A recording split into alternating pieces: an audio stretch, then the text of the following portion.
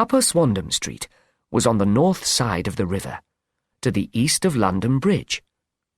The bar of gold was below the level of the street. Some steep steps led down to the entrance, which was little more than a hole in the wall. There was an oil lamp hanging above the door. I ordered the driver to wait and went down the steps. Inside, it was difficult to see very much through the thick, brown opium smoke. Wooden beds lined the walls of a long, low room. In the shadows, I could just see bodies lying in strange positions on the beds, and little red circles of light burning in the bowls of metal pipes. Most of the smokers lay silently, but some talked softly to themselves. Near one end of the room was a fireplace, in which a small fire was burning. A tall, thin old man sat there, his elbows on his knees, looking into the fire. A Malayan servant who belonged to the place came up to me with some opium and a pipe. He pointed to an empty bed. "No, thank you," I said.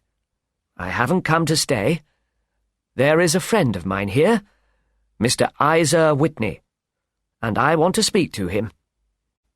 A man on one of the beds suddenly sat up, and I recognized Whitney.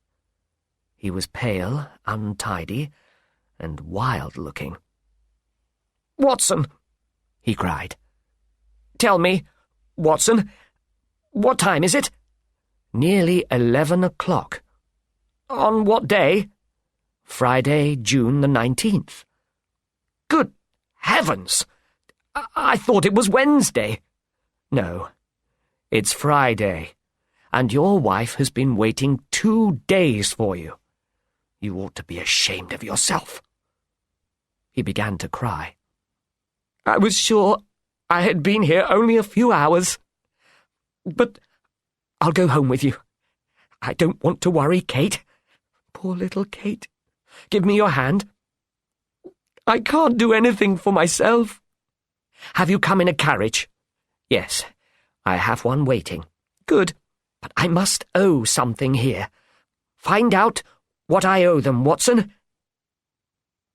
As I walked along the narrow passage between the beds, looking for the manager, I felt someone touch my arm. It was the tall man by the fire.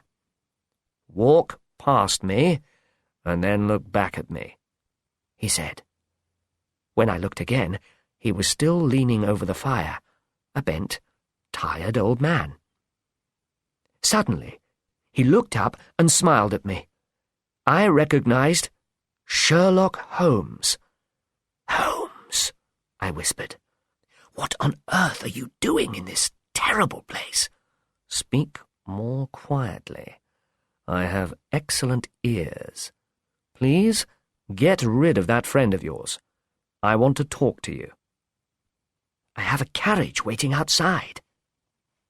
"Then send him home in it, and I suggest that you give the driver a note for your wife. Tell her you are with me, and wait outside for me. I'll be with you in 5 minutes."